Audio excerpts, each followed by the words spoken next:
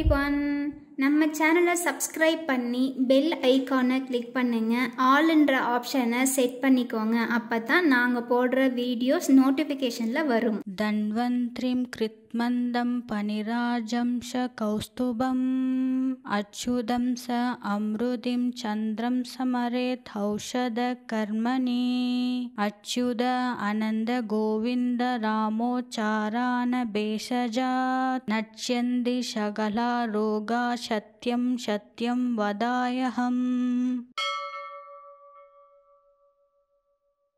தன்வந்திரிம் கிருத்மந்தம் பனிராஜம் ச கௌஸ்துபம் அச்சுதம் ச அம்ருதிம் சந்திரம் சமரேத் ஔஷத கர்மணி அச்சுத அனந்த கோவிந்த ராமோச்சாரான பேஷஜாத் நச்யந்தி சகலா ரோகா சத்யம் சத்யம் வதாயஹம்.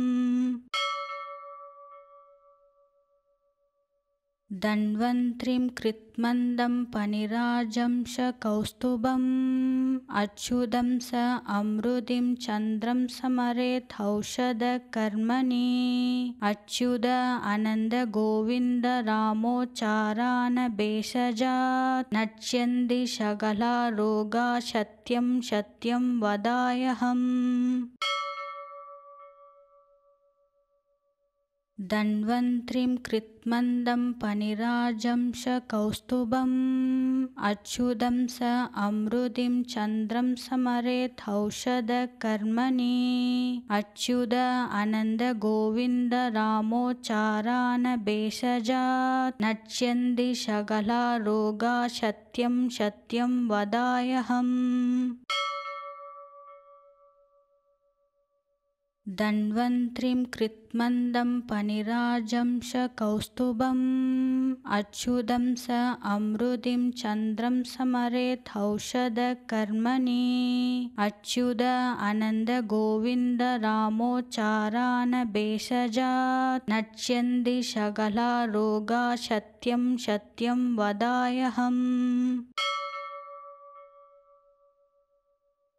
தன்வந்திரிம் கிருத்மந்தம் பனிராஜம் ச கௌஸ்துபம் அச்சுதம் ச அம்ருதிம் சந்திரம் சமரேத் ஔஷத கர்மணி அச்சுத அனந்த கோவிந்த ராமோச்சாரான பேஷஜாத் நச்யந்தி சகலா ரோகா சத்யம் சத்யம் வதாயஹம்.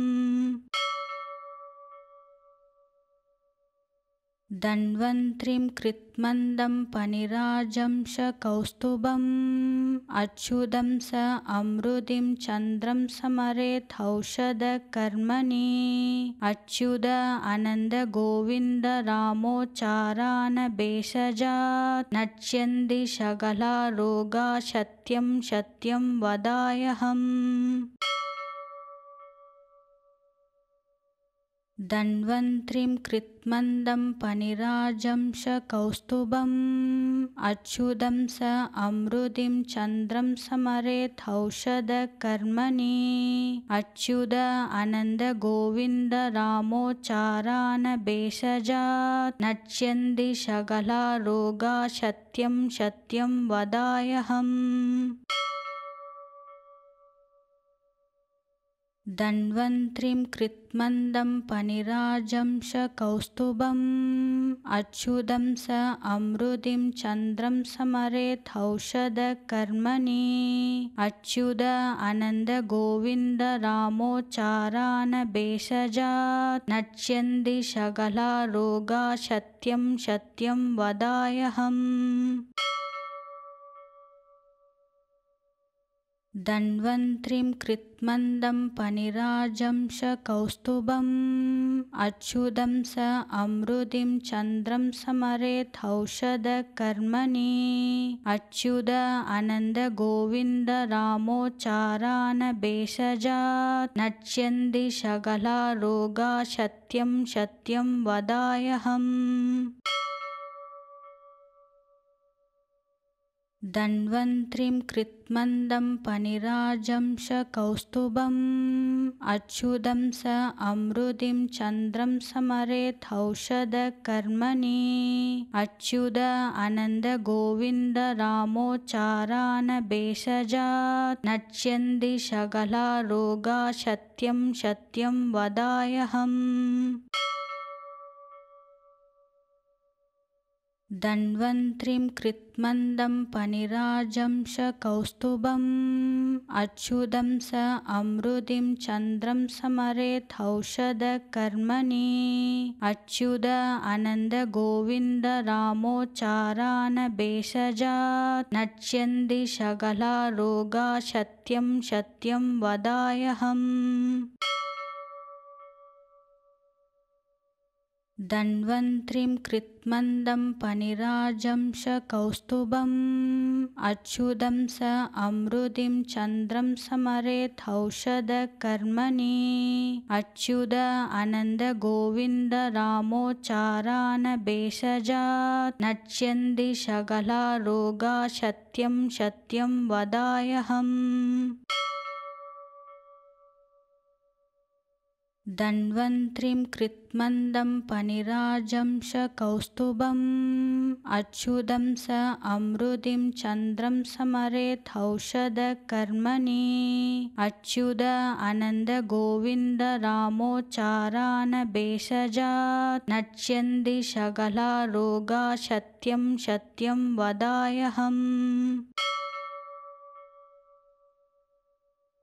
धन्वन्त्रिं कृत्मन्दं पनिराजं श कौस्तुभम् अच्युतं स अमृतिं चन्द्रं समरेथौषधकर्मणि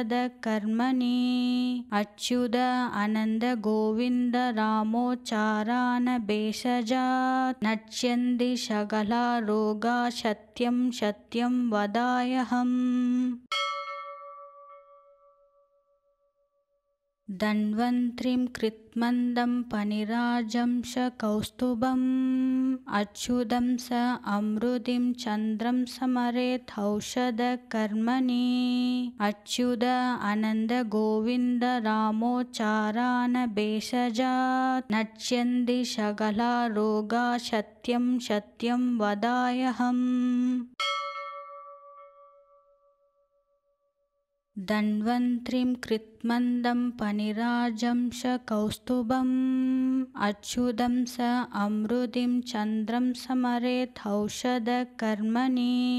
अच्युत आनन्द गोविन्द रामोच्चारण भेषजात् नश्यन्ति सकला रोगा सत्यं सत्यं वदाम्यहम्। धन्वन्त्रिं कृत्मन्दं पनिराजं श कौस्तुभम् अच्युतं स अमृतिं चन्द्रं समरेथौषधकर्मणि अच्युत आनन्द गोविन्द रामोच्चारण भेषजात् नश्यन्ति सकला रोगा सत्यं सत्यं वदाम्यहम्। धन्वन्त्रिं कृत्मन्दं पनिराजं श कौस्तुभम् अच्युतं स अमृतिं चन्द्रं समरेथौषधकर्मणि अच्युत आनन्द गोविन्द रामोच्चारण भेषजात् नश्यन्ति सकला रोगा सत्यं सत्यं वदाम्यहम्। धन्वन्त्रिं कृत्मन्दं पनिराजं श कौस्तुभम् अच्युतं स अमृतिं चन्द्रं समरेथौषधकर्मणि अच्युत आनन्द गोविन्द रामोच्चारण भेषजात् नश्यन्ति सकला रोगा सत्यं सत्यं वदाम्यहम्। धन्वन्त्रिं कृत्मन्दं पनिराजं श कौस्तुभम् अच्युतं स अमृतिं चन्द्रं समरेथौषधकर्मणि अच्युत आनन्द गोविन्द रामोच्चारण भेषजात् नश्यन्ति सकला रोगा सत्यं सत्यं वदाम्यहम्। धन्वन्त्रिं कृत्मन्दं पनिराजं कौस्तुभम् अच्युतं स अमृतिं चन्द्रं समरेथौषधकर्मणि अच्युत आनन्द गोविन्द रामोच्चारण भेषजात् नश्यन्ति सकला रोगा सत्यं सत्यं वदाम्यहम्। धन्वन्त्रिं कृत्मन्दं पनिराजं कौस्तुभम् अच्युतं स अमृतिं चन्द्रं समरेथौषधकर्मणि अच्युत आनन्द गोविन्द रामोच्चारण भेषजात् नश्यन्ति सकला रोगा सत्यं सत्यं वदाम्यहम्। धन्वन्त्रिं कृत्मन्दं पनिराजं कौस्तुभम् अच्युतं स अमृतिं चन्द्रं समरेथौषधकर्मणि अच्युत आनन्द गोविन्द रामोच्चारण भेषजात् नश्यन्ति सकला रोगा सत्यं सत्यं वदाम्यहम्। धन्वन्त्रिं कृत्मन्दं पनिराजं कौस्तुभम् अच्युतं स अमृतिं चन्द्रं समरेथौषधकर्मणि अच्युत आनन्द गोविन्द रामोच्चारण भेषजात् नश्यन्ति सकला रोगा सत्यं सत्यं वदाम्यहम्। धन्वन्त्रिं कृत्मन्दं पनिराजं कौस्तुभम् अच्युतं स अमृतिं चन्द्रं समरेथौषधकर्मणि अच्युत आनन्द गोविन्द रामोच्चारण भेषजात् नश्यन्ति सकला रोगा सत्यं सत्यं वदाम्यहम्। धन्वन्त्रिं कृत्मन्दं पनिराजं कौस्तुभम् अच्युतं स अमृतिं चन्द्रं समरेथौषधकर्मणि अच्युत आनन्द गोविन्द रामोच्चारण भेषजात् नश्यन्ति सकला रोगा सत्यं सत्यं वदाम्यहम्। धन्वन्त्रिं कृत्मन्दं पनिराजं कौस्तुभम् अच्युतं स अमृतिं चन्द्रं समरेथौषधकर्मणि अच्युत आनन्द गोविन्द रामोच्चारण भेषजात् नश्यन्ति सकला रोगा सत्यं सत्यं वदाम्यहम्। धन्वन्त्रिं कृत्मन्दं पनिराजं कौस्तुभम् अच्युतं स अमृतिं चन्द्रं समरेथौषधकर्मणि अच्युत आनन्द गोविन्द रामोच्चारण भेषजात् नश्यन्ति सकला रोगा सत्यं सत्यं वदाम्यहम्। धन्वन्त्रिं कृत्मन्दं पनिराजं कौस्तुभम् अच्युतं स अमृतिं चन्द्रं समरेथौषधकर्मणि अच्युत आनन्द गोविन्द रामोच्चारण भेषजात् नश्यन्ति सकला रोगा सत्यं सत्यं वदाम्यहम्। धन्वन्त्रिं कृत्मन्दं पनिराजं कौस्तुभम् अच्युतं स अमृतिं चन्द्रं समरेथौषधकर्मणि अच्युत आनन्द गोविन्द रामोच्चारण भेषजात् नश्यन्ति सकला रोगा सत्यं सत्यं वदाम्यहम्। धन्वन्त्रिं कृत्मन्दं पनिराजं कौस्तुभम् अच्युतं स अमृतिं चन्द्रं समरेथौषधकर्मणि अच्युत आनन्द गोविन्द रामोच्चारण भेषजात् नश्यन्ति सकला रोगा सत्यं सत्यं वदाम्यहम्। धन्वन्त्रिं कृत्मन्दं पनिराजं कौस्तुभम् अच्युतं स अमृतिं चन्द्रं समरेथौषधकर्मणि अच्युत आनन्द गोविन्द रामोच्चारान् भेषजात् नश्यन्ति सकला रोगा सत्यं सत्यं वदाम्यहम्। धन्वन्त्रिं कृत्मन्दं पनिराजं कौस्तुभम् अच्युतं स अमृतिं चन्द्रं समरेथौषधकर्मणि अच्युत आनन्द गोविन्द रामोच्चारान् भेषजात् नश्यन्ति सकला रोगा सत्यं सत्यं वदाम्यहम्। धन्वन्त्रिं कृत्मन्दं पनिराजं कौस्तुभम् अच्युतं स अमृतिं चन्द्रं समरेथौषधकर्मणि अच्युत आनन्द गोविन्द रामोच्चारान् भेषजात् नश्यन्ति सकला रोगा सत्यं सत्यं वदाम्यहम्। धन्वन्त्रिं कृत्मन्दं पनिराजं कौस्तुभम् अच्युतं स अमृतिं चन्द्रं समरेथौषधकर्मणि अच्युत आनन्द गोविन्द रामोच्चारान् भेषजात् नश्यन्ति सकला रोगा सत्यं सत्यं वदाम्यहम्। धन्वन्त्रिं कृत्मन्दं पनिराजं कौस्तुभम् अच्युतं स अमृतिं चन्द्रं समरेथौषधकर्मणि अच्युत आनन्द गोविन्द रामोच्चारान् भेषजात् नश्यन्ति सकला रोगा सत्यं सत्यं वदाम्यहम्। धन्वन्त्रिं कृत्मन्दं पनिराजं कौस्तुभम् अच्युतं स अमृतिं चन्द्रं समरेथौषधकर्मणि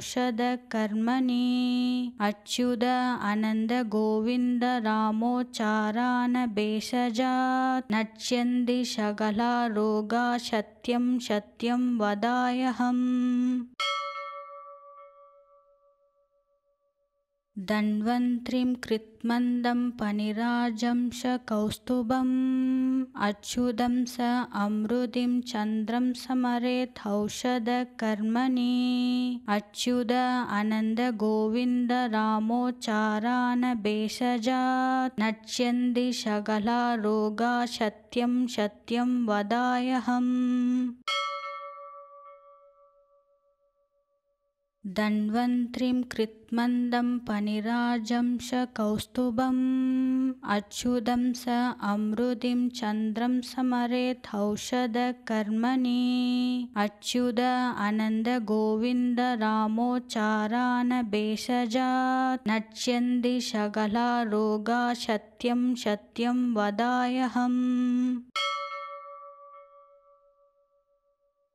धन्वन्त्रिं कृत्मन्दं पनिराजं कौस्तुभम् अच्युतं स अमृतिं चन्द्रं समरेथौषधकर्मणि अच्युत आनन्द गोविन्द रामोच्चारान् भेषजात् नश्यन्ति सकला रोगा सत्यं सत्यं वदाम्यहम्। धन्वन्त्रिं कृत्मन्दं पनिराजं कौस्तुभम् अच्युतं स अमृतिं चन्द्रं समरेथौषधकर्मणि अच्युत आनन्द गोविन्द रामोच्चारान् भेषजात् नश्यन्ति सकला रोगा सत्यं सत्यं वदाम्यहम्। धन्वन्त्रिं कृत्मन्दं पनिराजं कौस्तुभम् अच्युतं स अमृतिं चन्द्रं समरेथौषधकर्मणि अच्युत आनन्द गोविन्द रामोच्चारान् भेषजात् नश्यन्ति सकला रोगा सत्यं सत्यं वदाम्यहम्। धन्वन्त्रिं कृत्मन्दं पनिराजं शकौस्तुभम् अच्युतं स अमृतिं चन्द्रं समरेथौषधकर्मणि अच्युत आनन्द गोविन्द रामोच्चारण भेषजात् नश्यन्ति सकला रोगा सत्यं सत्यं वदाम्यहम्। धन्वन्त्रिं कृत्मन्दं पनिराजं शकौस्तुभम् अच्युतं स अमृतिं चन्द्रं समरेथौषधकर्मणि अच्युत आनन्द गोविन्द रामोच्चारण भेषजात् नश्यन्ति सकला रोगा सत्यं सत्यं वदाम्यहम्। धन्वन्त्रिं कृत्मन्दं पनिराजं शकौस्तुभम् अच्युतं स अमृतिं चन्द्रं समरेथौषधकर्मणि अच्युत आनन्द गोविन्द रामोच्चारण भेषजात् नश्यन्ति सकला रोगा सत्यं सत्यं वदाम्यहम्। धन्वन्त्रिं कृत्मन्दं पनिराजं शकौस्तुभम् अच्युतं स अमृतिं चन्द्रं समरेथौषधकर्मणि अच्युत आनन्द गोविन्द रामोच्चारण भेषजात् नश्यन्ति सकला रोगा सत्यं सत्यं वदाम्यहम्। धन्वन्त्रिं कृत्मन्दं पनिराजं शकौस्तुभम् अच्युतं स अमृतिं चन्द्रं समरेथौषधकर्मणि अच्युत आनन्द गोविन्द रामोच्चारण भेषजात् नश्यन्ति सकला रोगा सत्यं सत्यं वदाम्यहम्। धन्वन्त्रिं कृत्मन्दं पनिराजं शकौस्तुभम् अच्युतं स अमृतिं चन्द्रं समरेथौषधकर्मणि अच्युत आनन्द गोविन्द रामोच्चारण भेषजात् नश्यन्ति सकला रोगा सत्यं सत्यं वदाम्यहम्। धन्वन्त्रिं कृत्मन्दं पनिराजं शकौस्तुभम् अच्युतं स अमृतिं चन्द्रं समरेथौषधकर्मणि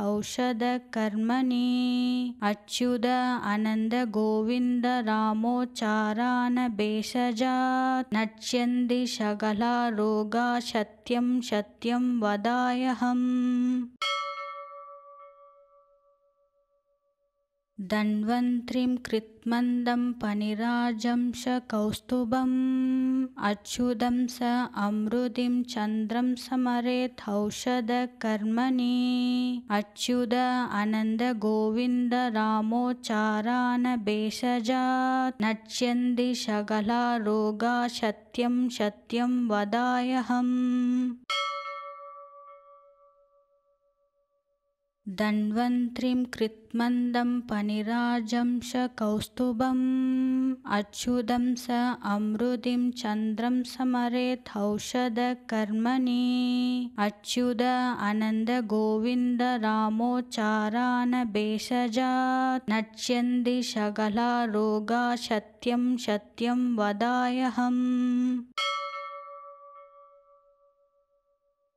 धन्वन्त्रिं कृत्मन्दं पनिराजं शकौस्तुभम् अच्युतं स अमृतिं चन्द्रं समरेथौषधकर्मणि अच्युत आनन्द गोविन्द रामोच्चारण भेषजात् नश्यन्ति सकला रोगा सत्यं सत्यं वदाम्यहम्।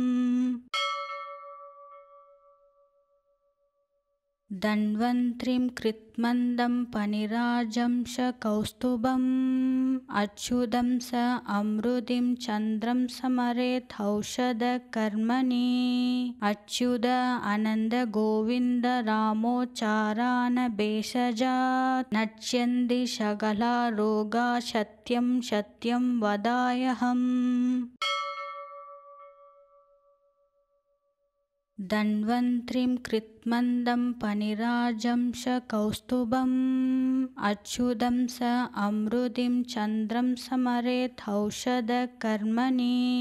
अच्युत आनन्द गोविन्द रामोच्चारण भेषजात् नश्यन्ति सकला रोगा सत्यं सत्यं वदाम्यहम्। धन्वन्त्रिं कृत्मन्दं पनिराजं कौस्तुभम् अच्युतं स अमृतिं चन्द्रं समरेथौषधकर्मणि अच्युत आनन्द गोविन्द रामोच्चारण भेषजात् नश्यन्ति सकला रोगा सत्यं सत्यं वदाम्यहम्। धन्वन्त्रिं कृत्मन्दं पनिराजं कौस्तुभम् अच्युतं स अमृतिं चन्द्रं समरेथौषधकर्मणि अच्युत आनन्द गोविन्द रामोच्चारण भेषजात् नश्यन्ति सकला रोगा सत्यं सत्यं वदाम्यहम्। धन्वन्त्रिं कृत्मन्दं पनिराजं कौस्तुभम् अच्युतं स अमृतिं चन्द्रं समरेथौषधकर्मणि अच्युत आनन्द गोविन्द रामोच्चारण भेषजात् नश्यन्ति सकला रोगा सत्यं सत्यं वदाम्यहम्। धन्वन्त्रिं कृत्मन्दं पनिराजं कौस्तुभम् अच्युतं स अमृतिं चन्द्रं समरेथौषधकर्मणि अच्युत आनन्द गोविन्द रामोच्चारण भेषजात् नश्यन्ति सकला रोगा सत्यं सत्यं वदाम्यहम्। धन्वन्त्रिं कृत्मन्दं पनिराजं कौस्तुभम् अच्युतं स अमृतिं चन्द्रं समरेथौषधकर्मणि अच्युत आनन्द गोविन्द रामोच्चारण भेषजात् नश्यन्ति सकला रोगा सत्यं सत्यं वदाम्यहम्। धन्वन्त्रिं कृत्मन्दं पनिराजं कौस्तुभम् अच्युतं स अमृतिं चन्द्रं समरेथौषधकर्मणि अच्युत आनन्द गोविन्द रामोच्चारण भेषजात् नश्यन्ति सकला रोगा सत्यं सत्यं वदाम्यहम्। धन्वन्त्रिं कृत्मन्दं पनिराजं कौस्तुभम् अच्युतं स अमृतिं चन्द्रं समरेथौषधकर्मणि अच्युत आनन्द गोविन्द रामोच्चारण भेषजात् नश्यन्ति सकला रोगा सत्यं सत्यं वदाम्यहम्। धन्वन्त्रिं कृत्मन्दं पनिराजं कौस्तुभम् अच्युतं स अमृतिं चन्द्रं समरेथौषधकर्मणि अच्युत आनन्द गोविन्द रामोच्चारण भेषजात् नश्यन्ति सकला रोगा सत्यं सत्यं वदाम्यहम्। धन्वन्त्रिं कृत्मन्दं पनिराजं कौस्तुभम् अच्युतं स अमृतिं चन्द्रं समरेथौषधकर्मणि अच्युत आनन्द गोविन्द रामोच्चारण भेषजात् नश्यन्ति सकला रोगा सत्यं सत्यं वदाम्यहम्। धन्वन्त्रिं कृत्मन्दं पनिराजं कौस्तुभम् अच्युतं स अमृतिं चन्द्रं समरेथौषधकर्मणि अच्युत आनन्द गोविन्द रामोच्चारण भेषजात् नश्यन्ति सकला रोगा सत्यं सत्यं वदाम्यहम्।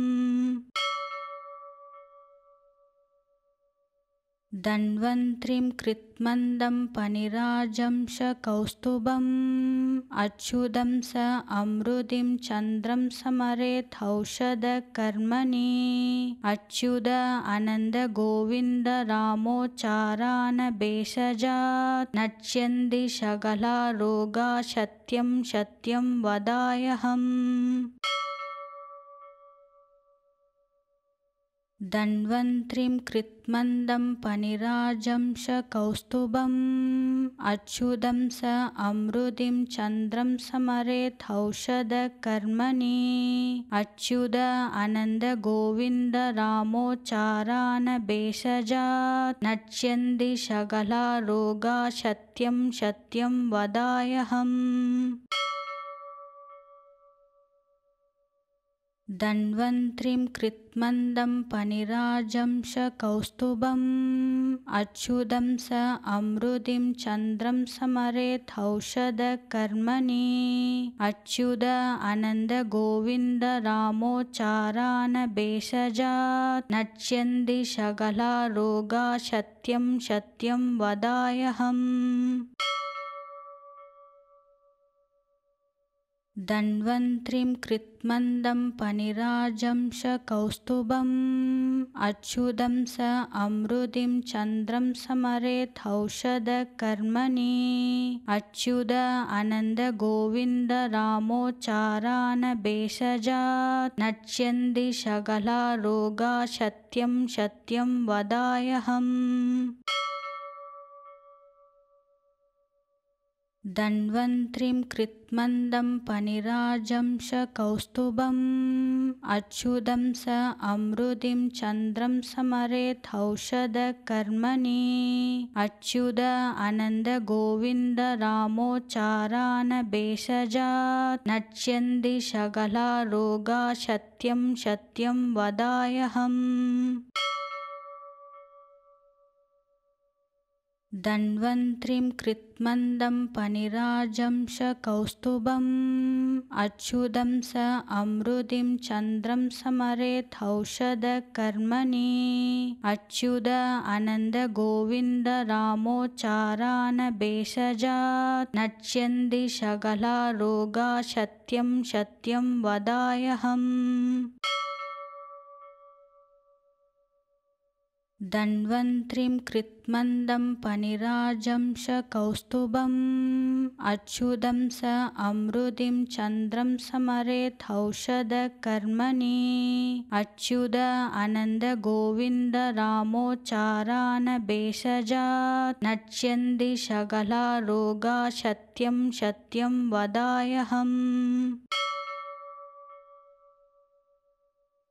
धन्वन्त्रिं कृत्मन्दं पनिराजं कौस्तुभम् अच्युतं स अमृतिं चन्द्रं समरेत् औषधकर्मणि अच्युत आनन्द गोविन्द रामोच्चारण भेषजात् नश्यन्ति सकला रोगा सत्यं सत्यं वदाम्यहम्। धन्वन्त्रिं कृत्मन्दं पनिराजं कौस्तुभम् अच्युतं स अमृतिं चन्द्रं समरेत् औषधकर्मणि अच्युत आनन्द गोविन्द रामोच्चारण भेषजात् नश्यन्ति सकला रोगा सत्यं सत्यं वदाम्यहम्। धन्वन्त्रिं कृत्मन्दं पनिराजं कौस्तुभम् अच्युतं स अमृतिं चन्द्रं समरेत् औषधकर्मणि अच्युत आनन्द गोविन्द रामोच्चारण भेषजात् नश्यन्ति सकला रोगा सत्यं सत्यं वदाम्यहम्।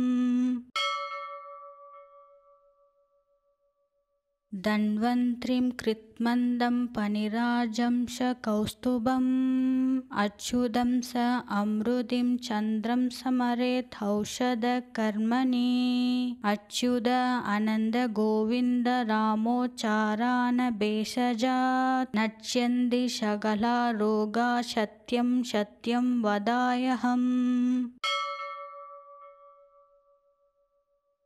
धन्वन्त्रिं कृत्मन्दं पनिराजं कौस्तुभम् अच्युतं स अमृतिं चन्द्रं समरेथौषधकर्मणि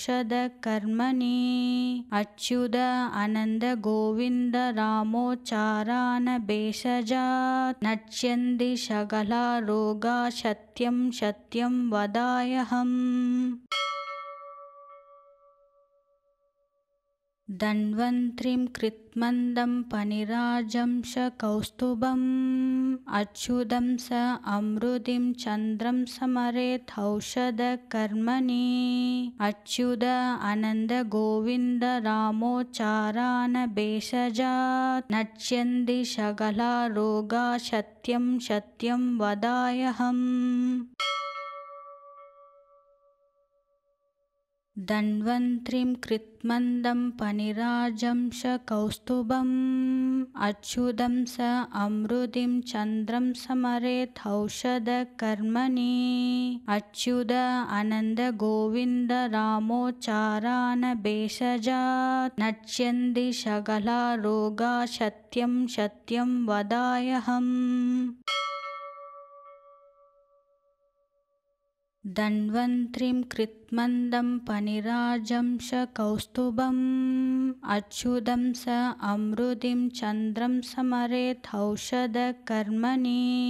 अच्युत आनन्द गोविन्द रामोच्चारण भेषजात् नश्यन्ति सकला रोगा सत्यं सत्यं वदाम्यहम्। धन्वन्त्रिं कृत्मन्दं पनिराजं कौस्तुभम् अच्युतं स अमृतिं चन्द्रं समरेथौषधकर्मणि अच्युत आनन्द गोविन्द रामोच्चारण भेषजात् नश्यन्ति सकला रोगा सत्यं सत्यं वदाम्यहम्। धन्वन्त्रिं कृत्मन्दं पनिराजं कौस्तुभम् अच्युतं स अमृतिं चन्द्रं समरेथौषधकर्मणि अच्युत आनन्द गोविन्द रामोच्चारण भेषजात् नश्यन्ति सकला रोगा सत्यं सत्यं वदाम्यहम्। धन्वन्त्रिं कृत्मन्दं पनिराजं कौस्तुभम् अच्युतं स अमृतिं चन्द्रं समरेथौषधकर्मणि अच्युत आनन्द गोविन्द रामोच्चारण भेषजात् नश्यन्ति सकला रोगा सत्यं सत्यं वदाम्यहम्। धन्वन्त्रिं कृत्मन्दं पनिराजं कौस्तुभम् अच्युतं स अमृतिं चन्द्रं समरेथौषधकर्मणि अच्युत आनन्द गोविन्द रामोच्चारण भेषजात् नश्यन्ति सकला रोगा सत्यं सत्यं वदाम्यहम्। धन्वन्त्रिं कृत्मन्दं पनिराजं कौस्तुभम् अच्युतं स अमृतिं चन्द्रं समरेथौषधकर्मणि अच्युत आनन्द गोविन्द रामोच्चारण भेषजात् नश्यन्ति सकला रोगा सत्यं सत्यं वदाम्यहम्। धन्वन्त्रिं कृत्मन्दं पनिराजं कौस्तुभम् अच्युतं स अमृतिं चन्द्रं समरेथौषधकर्मणि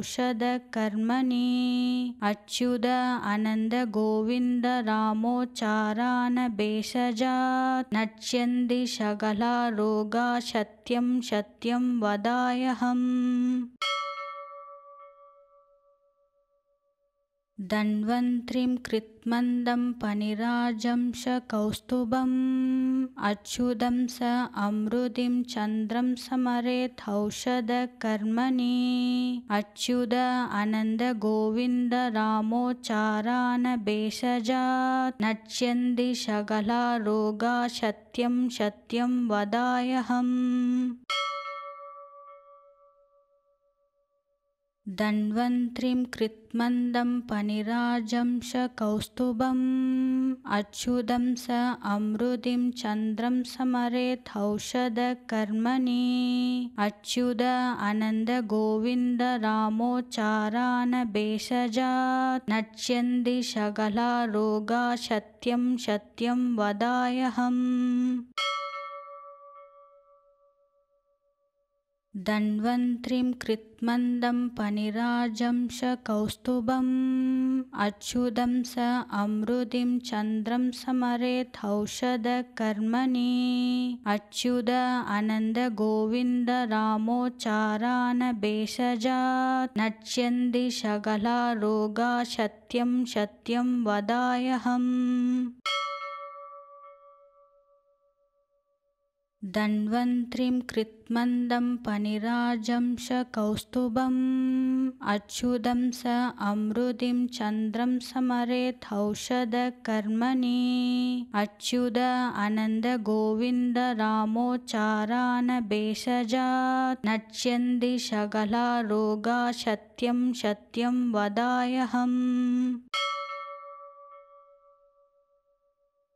धन्वन्त्रिं कृत्मन्दं पनिराजं कौस्तुभम् अच्युतं स अमृतिं चन्द्रं समरेथौषधकर्मणि अच्युत आनन्द गोविन्द रामोच्चारान् भेषजात् नश्यन्ति सकला रोगा सत्यं सत्यं वदाम्यहम्। धन्वन्त्रिं कृत्मन्दं पनिराजं कौस्तुभम् अच्युतं स अमृतिं चन्द्रं समरेथौषधकर्मणि अच्युत आनन्द गोविन्द रामोच्चारान् भेषजात् नश्यन्ति सकला रोगा सत्यं सत्यं वदाम्यहम्।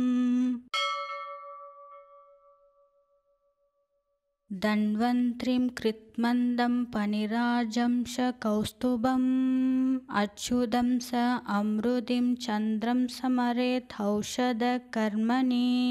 अच्युत आनन्द गोविन्द रामोच्चारान् भेषजात् नश्यन्ति सकला रोगा सत्यं सत्यं वदाम्यहम्। धन्वन्त्रिं कृत्मन्दं पनिराजं कौस्तुभम् अच्युतं स अमृतिं चन्द्रं समरेथौषधकर्मणि अच्युत आनन्द गोविन्द रामोच्चारान् भेषजात् नश्यन्ति सकला रोगा सत्यं सत्यं वदाम्यहम्। धन्वन्त्रिं कृत्मन्दं पनिराजं कौस्तुभम् अच्युतं स अमृतिं चन्द्रं समरेथौषधकर्मणि अच्युत आनन्द गोविन्द रामोच्चारान् भेषजात् नश्यन्ति सकला रोगा सत्यं सत्यं वदाम्यहम्।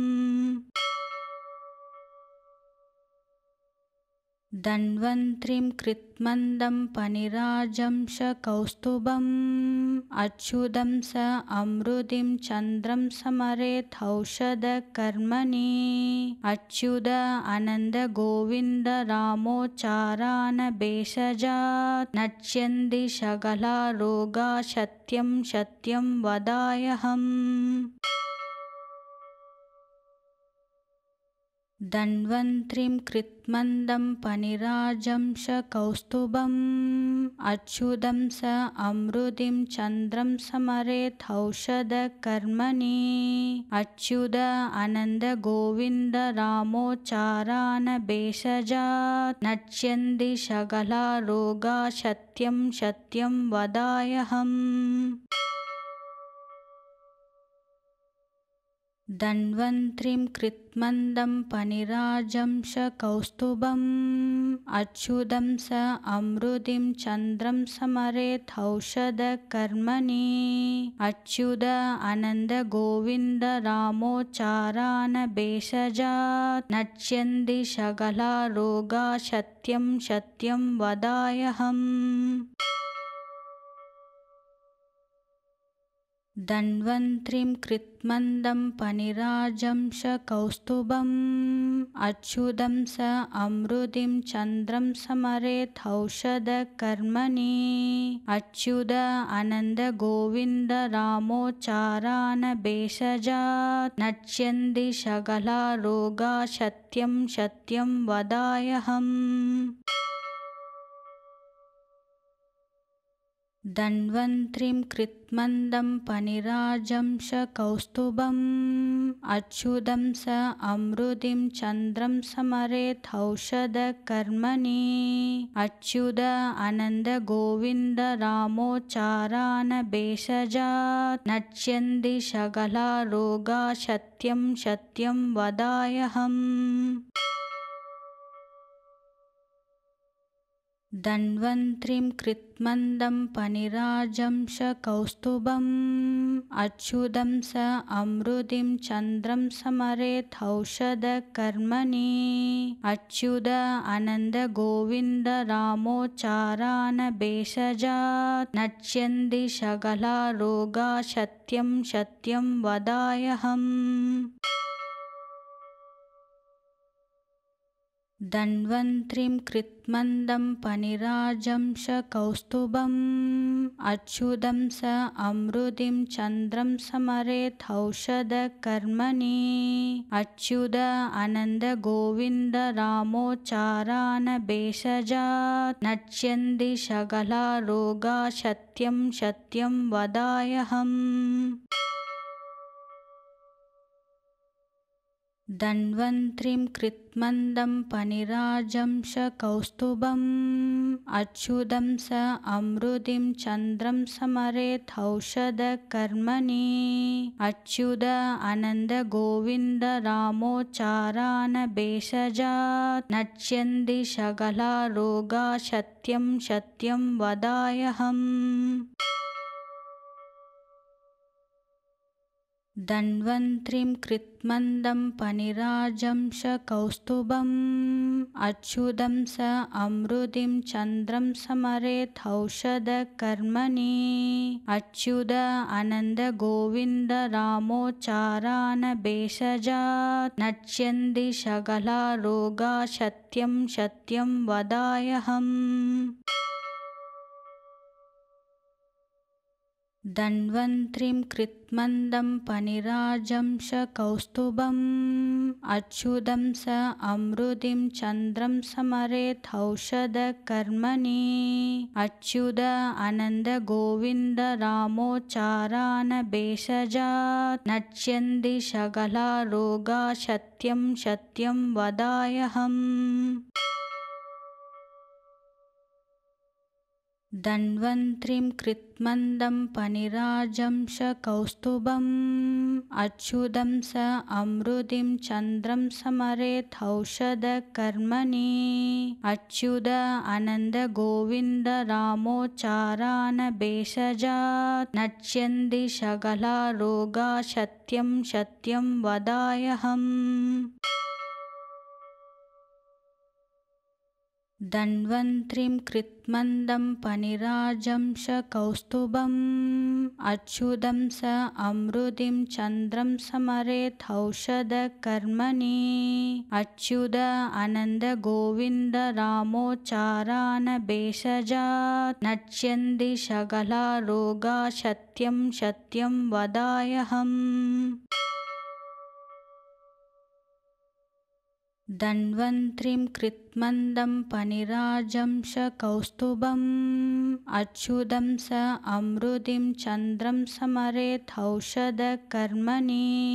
अच्युत आनन्द गोविन्द रामोच्चारण भेषजात् नश्यन्ति सकला रोगा सत्यं सत्यं वदाम्यहम्। धन्वन्त्रिं कृत्मन्दं पनिराजं शकौस्तुभम् अच्युतं स अमृतिं चन्द्रं समरेथौषधकर्मणि अच्युत आनन्द गोविन्द रामोच्चारण भेषजात् नश्यन्ति सकला रोगा सत्यं सत्यं वदाम्यहम्। धन्वन्त्रिं कृत्मन्दं पनिराजं कौस्तुभम् अच्युतं स अमृतिं चन्द्रं समरेथौषधकर्मणि अच्युत आनन्द गोविन्द रामोच्चारण भेषजात् नश्यन्ति सकला रोगा सत्यं सत्यं वदाम्यहम्। धन्वन्त्रिं कृत्मन्दं पनिराजं कौस्तुभम् अच्युतं स अमृतिं चन्द्रं समरेथौषधकर्मणि अच्युत आनन्द गोविन्द रामोच्चारण भेषजात् नश्यन्ति सकला रोगा सत्यं सत्यं वदाम्यहम्। धन्वन्त्रिं कृत्मन्दं पनिराजं कौस्तुभम् अच्युतं स अमृतिं चन्द्रं समरेथौषधकर्मणि अच्युत आनन्द गोविन्द रामोच्चारण भेषजात् नश्यन्ति सकला रोगा सत्यं सत्यं वदाम्यहम्। धन्वन्त्रिं कृत्मन्दं पनिराजं कौस्तुभम् अच्युतं स अमृतिं चन्द्रं समरेथौषधकर्मणि अच्युत आनन्द गोविन्द रामोच्चारण भेषजात् नश्यन्ति सकला रोगा सत्यं सत्यं वदाम्यहम्। धन्वन्त्रिं कृत्मन्दं पनिराजं कौस्तुभम् अच्युतं स अमृतिं चन्द्रं समरेथौषधकर्मणि अच्युत आनन्द गोविन्द रामोच्चारण भेषजात् नश्यन्ति सकला रोगा सत्यं सत्यं वदाम्यहम्। धन्वन्त्रिं कृत्मन्दं पनिराजं कौस्तुभम् अच्युतं स अमृतिं चन्द्रं समरेथौषधकर्मणि अच्युत आनन्द गोविन्द रामोच्चारण भेषजात् नश्यन्ति सकला रोगा सत्यं सत्यं वदाम्यहम्। धन्वन्त्रिं कृत्मन्दं पनिराजं कौस्तुभम् अच्युतं स अमृतिं चन्द्रं समरेथौषधकर्मणि अच्युत आनन्द गोविन्द रामोच्चारण भेषजात् नश्यन्ति सकला रोगा सत्यं सत्यं वदाम्यहम्। धन्वन्त्रिं कृत्मन्दं पनिराजं कौस्तुभम् अच्युतं स अमृतिं चन्द्रं समरेथौषधकर्मणि अच्युत आनन्द गोविन्द रामोच्चारण भेषजात् नश्यन्ति सकला रोगा सत्यं सत्यं वदाम्यहम्। धन्वन्त्रिं कृत्मन्दं पनिराजं कौस्तुभम् अच्युतं स अमृतिं चन्द्रं समरेथौषधकर्मणि अच्युत आनन्द गोविन्द रामोच्चारण भेषजात् नश्यन्ति सकला रोगा सत्यं सत्यं वदाम्यहम्। धन्वन्त्रिं कृत्मन्दं पनिराजं कौस्तुभम् अच्युतं स अमृतिं चन्द्रं समरेथौषधकर्मणि अच्युत आनन्द गोविन्द रामोच्चारण भेषजात् नश्यन्ति सकला रोगा सत्यं सत्यं वदाम्यहम्। धन्वन्त्रिं कृत्मन्दं पनिराजं कौस्तुभम् अच्युतं स अमृतिं चन्द्रं समरेथौषधकर्मणि अच्युत आनन्द गोविन्द रामोच्चारण भेषजात् नश्यन्ति सकला रोगा सत्यं सत्यं वदाम्यहम्। धन्वन्त्रिं कृत्मन्दं पनिराजं कौस्तुभम् अच्युतं स अमृतिं चन्द्रं समरेथौषधकर्मणि अच्युत आनन्द गोविन्द रामोच्चारण भेषजात् नश्यन्ति सकला रोगा सत्यं सत्यं वदाम्यहम्। धन्वन्त्रिं कृत्मन्दं पनिराजं कौस्तुभम् अच्युतं स अमृतिं चन्द्रं समरेथौषधकर्मणि अच्युत आनन्द गोविन्द रामोच्चारण भेषजात् नश्यन्ति सकला रोगा सत्यं सत्यं वदाम्यहम्। धन्वन्त्रिं कृत्मन्दं पनिराजं कौस्तुभम् अच्युतं स अमृतिं चन्द्रं समरेथौषधकर्मणि अच्युत आनन्द गोविन्द रामोच्चारण भेषजात् नश्यन्ति सकला रोगा सत्यं सत्यं वदाम्यहम्। धन्वन्त्रिं कृत्मन्दं पनिराजं कौस्तुभम् अच्युतं स अमृतिं चन्द्रं समरेथौषधकर्मणि अच्युत आनन्द गोविन्द रामोच्चारण भेषजात् नश्यन्ति सकला रोगा सत्यं सत्यं वदाम्यहम्। धन्वन्त्रिं कृत्मन्दं पनिराजं कौस्तुभम् अच्युतं स अमृतिं चन्द्रं समरेथौषधकर्मणि अच्युत आनन्द गोविन्द रामोच्चारण भेषजात् नश्यन्ति सकला रोगा सत्यं सत्यं वदाम्यहम्। धन्वन्त्रिं कृत्मन्दं पनिराजं कौस्तुभम् अच्युतं स अमृतिं चन्द्रं समरेथौषधकर्मणि अच्युत आनन्द गोविन्द रामोच्चारण भेषजात् नश्यन्ति सकला रोगा सत्यं सत्यं वदाम्यहम्।